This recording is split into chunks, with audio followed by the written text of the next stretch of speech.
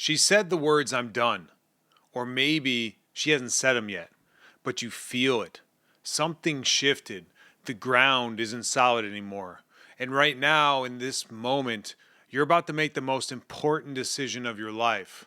Not whether to save your marriage, whether to save yourself. Because here's what I've learned. What you do in the first days and weeks after the wake up call determines everything. Most men panic and make it worse. Some deny it until it's too late. A few, a small few, use it as a turning point that changes their entire life. I'm going to tell you exactly what I did wrong, the 3 mistakes that destroy any chance of recovery, and what actually happens when you finally hear the wake up call for what it is. When my marriage started falling apart, I did everything wrong. Every single thing. I begged, I made promises, I swore I'd change.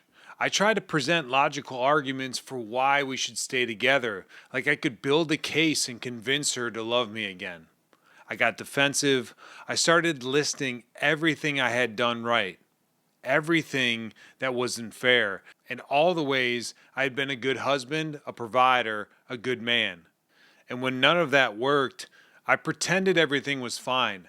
I acted like if I just kept showing up and kept my head down, it would blow over. Like if I didn't acknowledge it, it wasn't really happening. 3 different strategies, the same results. None of them worked. And here's why. Every single one of those responses was about her, trying to change her mind, trying to convince her, trying to control the outcome. I was so focused on saving the marriage that I never once stopped to ask, what about me? What do I need to save? This is why those 3 mistakes are fatal. Mistake number 1, begging and pleading. It feels like the right move.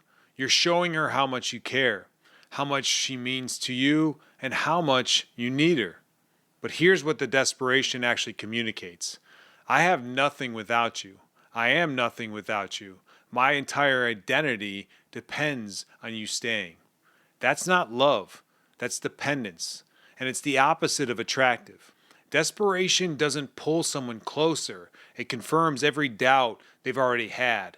It pushes them farther away every time.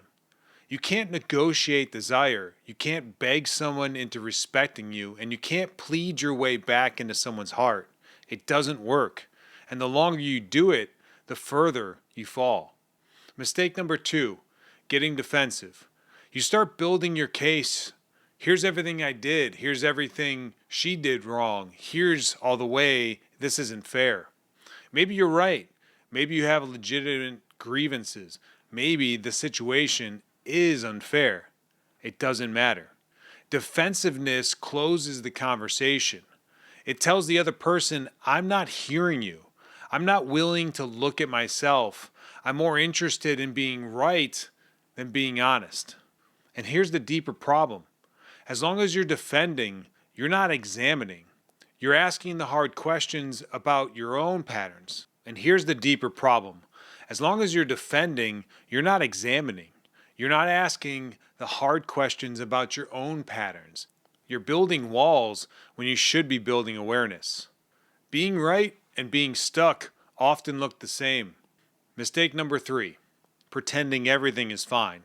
You act like nothing happened. You go through the motions. You hope it blows over.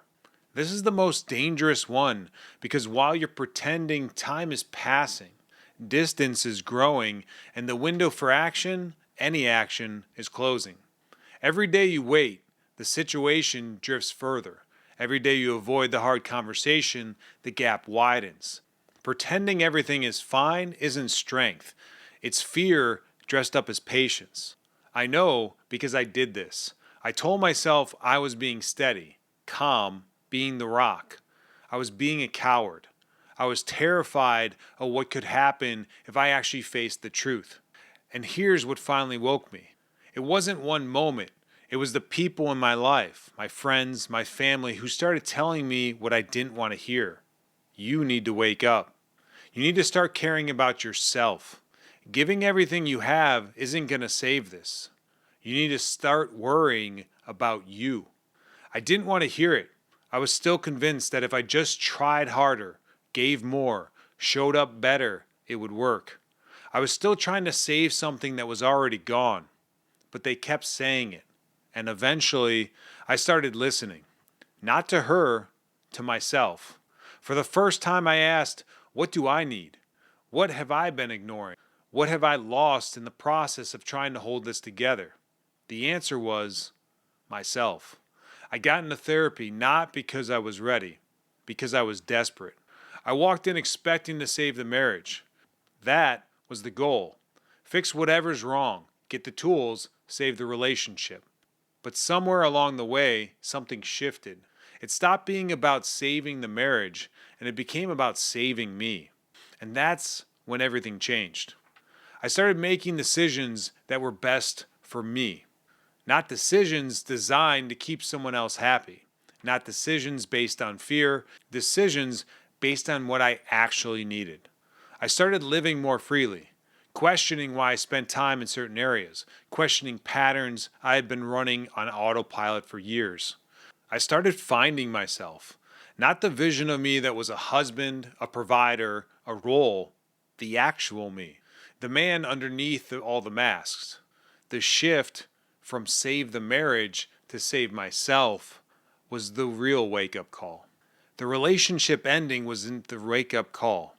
Realizing I lost myself was. And here's what most men get wrong about the wake-up call. They think it's about her. It's not. They think it's about the marriage. It's not. The wake-up call is this. You've been sleepwalking through your own life. You've been so busy performing, being the provider, the husband, the good guy, that you forgot to be a person. You forgot to have needs. You forgot to have a vision for your own life. And the wake-up call, as brutal as it is, it's the universe tapping you on the shoulder and saying, it's time to wake up. It's time to become the man you should have been building all along. Not for her, not to save anything, for you. So what do you actually do when you get the wake-up call? Number one, you stop trying to control the outcome. You can't control her. You can't convince her. You can't manipulate the situation into the results you want. The only thing you can control is you, your actions, your growth, your response. That's not a limitation, that's power. It's the only real power you've ever had. Let go of the outcome. Focus on becoming someone worth choosing. And accept the choice isn't yours to make. Number two, get honest with yourself. Not about what she did, about what you did. How did you contribute to this? What patterns have you been running? What have you been avoiding? This isn't about blame. This is about awareness. You can't fix what you don't face. Be brutally honest here. The answers you don't want to find are the answers that matter the most. 3, get help.